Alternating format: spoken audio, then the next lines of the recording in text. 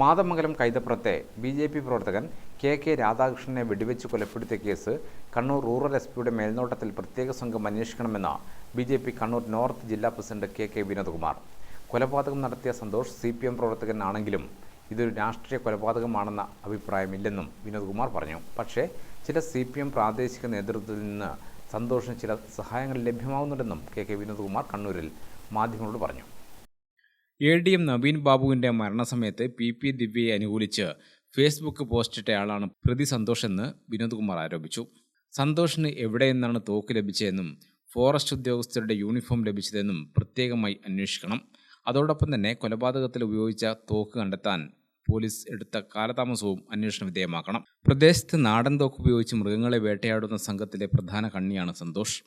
ഈ തരത്തിൽ ലഭിക്കുന്ന കാട്ടിറച്ചി പരിയാരത്തെ ചില പോലീസ് ഉദ്യോഗസ്ഥർക്കും ലഭിക്കുന്നുണ്ടെന്ന് വിനോദ്കുമാർ ആരോപിച്ചു. കൊലയാളിക്ക് എങ്ങനെ ഫോറസ്റ്റ് അധികൃതരുടെ യൂണിഫോം കിട്ടി? അദ്ദേഹത്തിന് എങ്ങനെ തോക്ക് ഉപയോഗിക്കാൻ സാധിച്ചു? ഞങ്ങൾ മനസ്സിലാക്കിയിടത്തോളം കള്ളത്തോക്കാണ് അദ്ദേഹം ഉപയോഗിച്ചത് മനസ്സിലാക്കുന്നു. അദ്ദേഹത്തിന് തോക്ക് ഉപയോഗിക്കാൻ ലൈസൻസ് ഇല്ല. പക്ഷേ ഫോറസ്റ്റ് അധികൃതരുടെ യൂണിഫോം അദ്ദേഹത്തിന് എങ്ങനെ കിട്ടി എന്നുള്ള കാര്യം പോലീസ് അധികൃതരുടെ അന്വേഷണത്തിൽ ഭാഗമാക്കണമെന്ന് BJP ആവശ്യപ്പെടുകയാണ്. മറ്റൊന്ന്,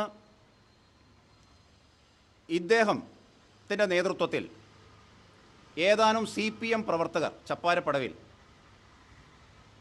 കള്ളത്തോക്ക് നിർമ്മിക്കുകയും തോക്ക് ഉപയോഗിച്ച് വന്യജീവികളെ വേട്ടയാടുകയും ചെയ്യുന്നുണ്ട്. ഇങ്ങനെ വേട്ടയാടപ്പെടുന്ന വന്യജീവികളുടെ ഇറച്ചി ഇദ്ദേഹം പരസ്യമായി വിൽക്കാറുണ്ട്. ഇതിനെതിരെ പോലീസ് അധികൃതർ യാതൊരു നടപടിയും എടുക്കുന്നില്ല. ഇല്ലെന്ന് മാത്രമല്ല, പരിയാരം പോലീസ് സ്റ്റേഷനിലെ പല ഉദ്യോഗസ്ഥർക്കും ഇങ്ങനെ കിട്ടുന്ന ഇറച്ചി അദ്ദേഹം സൗജന്യമായി കൊടുക്കാറുണ്ട് എന്നാണ് ഞങ്ങൾ മനസ്സിലാക്കുന്നത്. അതുകൊണ്ട് തന്നെ നിലവിലുള്ള അന്വേഷണത്തിൽ BJP സംതൃപ്തരല്ല. സമഗ്രമായ അന്വേഷണം നടത്തി പ്രതിക്ക് ശിക്ഷ ഉറപ്പാക്കാൻ ആവശ്യമായ നടപടി സ്വീകരിക്കണമെന്നും വിനോദ്കുമാർ ആവശ്യപ്പെട്ടു. ഗ്രാമിക ന്യൂസ്, കണ്ണൂർ.